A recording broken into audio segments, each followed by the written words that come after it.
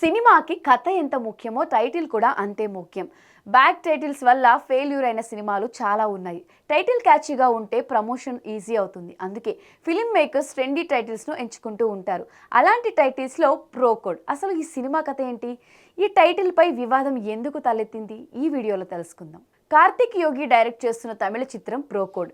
Hero Ravi Mohan studio banners పై ఈ చిత్రం తెరకెక్కుతోంది. బ్రో కోడ్ అనే టైటిల్ ను కన్ఫర్మ్ చేసి పోస్టర్లు కూడా రిలీజ్ చేశారు.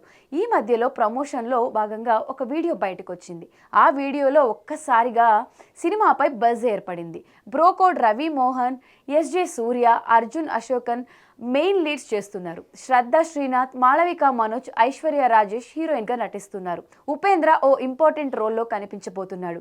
2026 స్టార్టింగ్ లో ఈ మూవీని రిలీజ్ చేసేందుకు మేకర్స్ ప్లాన్ చేస్తున్నారు.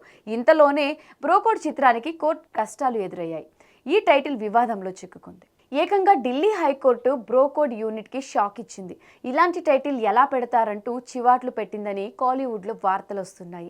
బ్రోకోడ్ అనేది ఓ ఆల్కహాల్ బ్రాండ్ నేమ్. చాలా ఏళ్లు ఈ ట్రేడ్ మార్క్ కంపెనీ కొనసాగుతోంది. అందుకే వెంటనే ఈ టైటిల్ను తొలగించాల్సిందేనని కంపెనీ నుంచి మూవీ టీమ్కి లీగల్ నోటీసులు అందాయి. చివరికి ఈ వివాదం కోర్టు వరకు వెళ్ళింది. బ్రోకోడ్ సినిమా యూనిట్ సభ్యులు వెంటనే ఆ టైటిల్ను తొలగించాలని కోర్టు తీర్పు ఇచ్చింది. ఇండో స్పిరిట్ బేవరేజెస్ కంపెనీ నుంచి వచ్చే బ్రోకోడ్ ఆల్కహాల్ బ్రాండ్ను దెబ్బతీసే విధంగా ఈ టైటిల్ ఉందని కేసు వేశారు. కంపెనీపై వినియోగదారులకున్న విశ్వాసం పోతుందని కంపెనీ యాజమాన్యం చెప్పుకొచ్చింది. టైటిల్ మాత్రమే కాదు, సినిమాలో ఎక్కడా మా కంపెనీకి సంబంధించిన పేరుని వాడకూడదని పేర్కొన్నారు. కోర్టు ఆ కంపెనీకి అనుకూలంగా తీర్పునిచ్చింది. దాంతో బ్రోకోడ్ టీం అయోమయంలో పడింది. త్వరలో కొత్త టైటిల్ను ప్రకటించే అవకాశం ఉందని తమిళ మీడియాలో న్యూస్ స్ప్రెడ్ అవుతుంది.